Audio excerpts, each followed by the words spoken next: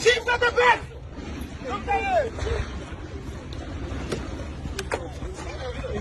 Chief at the back! Chief, fire!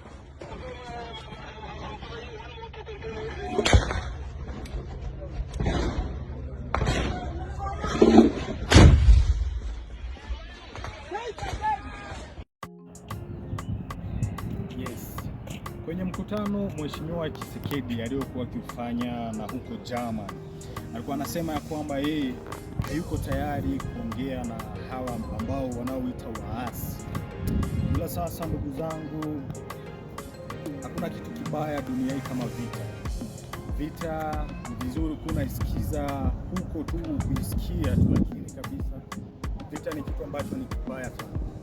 Vita ni kitu ambacho ni kibaya sana. Kwa hiyo watu ambao mko hapa karibu, kuna Kenya, kuna Uganda, kuna Rwanda, kuna Burundi, kuna pia Kongo, inabidi tuambatane sote, tukue kitu kimoja, tuzidi sana kuombea nchi ya Kongo, kwa sababu vita ni kitu ambacho ni kibaya sana.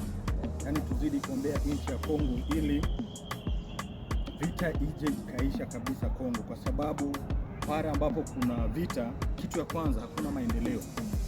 Kitu ya pili, watu ambao wanaoumia zaidi ni watu wa chini. Yaani watu wanakufa for nothing. Yaani wale watu wa chini wanakaa, sisi tunapata ndio tunaumia zaidi na zaidi. Na tungependa sana pia kama ingewezekana viongozi hao wapate kukaa chini, waongee, wasuluhishe haya mambo ambayo yanayoendelea Kongo ili vita hiyo iweze kuisha. Na hayo yote atafanyika kwa maombi yetu kwanza sisi wenyewe. Inabidi tuzidi kabisa kuombea nchi ya Kongo.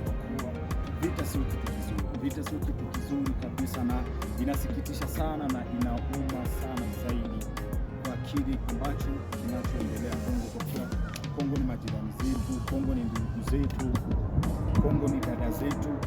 Inabidi sasa tuchukue muda wote kabisa tuzidi kuombea Kongo.